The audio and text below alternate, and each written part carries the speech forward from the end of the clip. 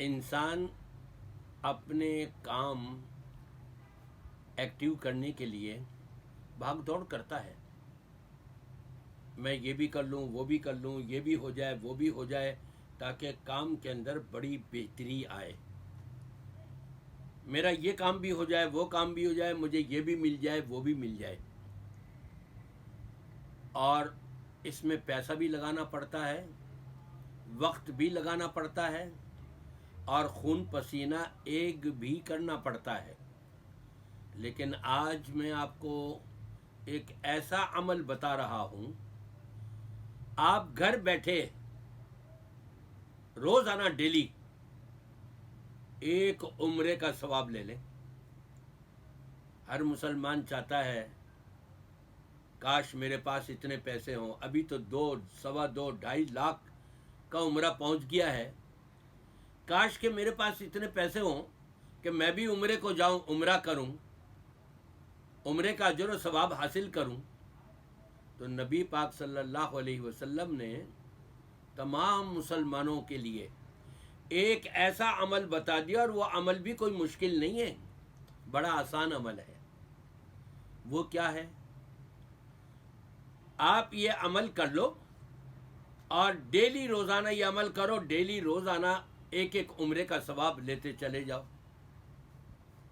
سال کے اندر 360 عمروں کا اجر و ثواب،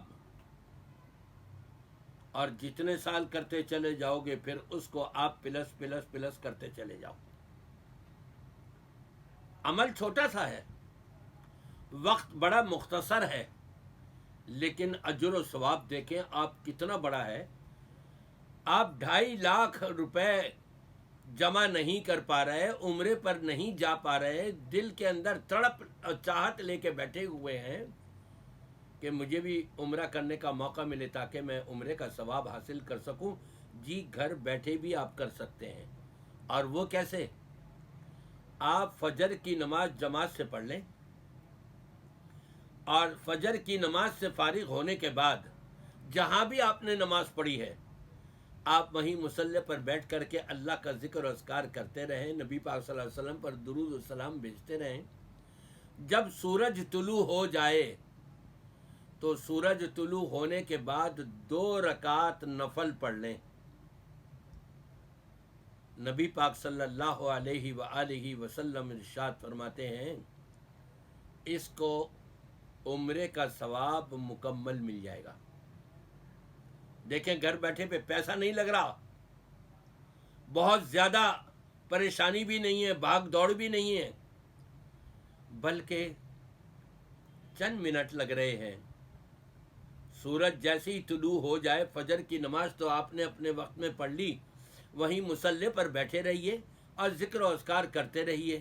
سورج طلوع ہو جائے اس کے بعد صرف 2 رکعتیں آپ پڑھ لیں، رب تبارک و تعالیٰ کی طرف سے آپ کو پورے مکمل عمرہ کرنے کا اجر و ثواب آپ کے کھاتے میں لکھا جائے گا. سبحان اللہ. یہ ہے غفور الرحیم، یہ ہے رب العالمین، اور یہ ہے ہمارے نبی پاک صلی اللہ علیہ وآلہ وسلم رحمت للعالمین. یہ ان رحمتوں کو جو بتائی گئی ہیں ان کو سمیٹنے کے لیے ہمت چاہیے، حوصلہ چاہیے، عزم چاہیے. عزم مستحکم رہے احساس فراوانی کے ساتھ.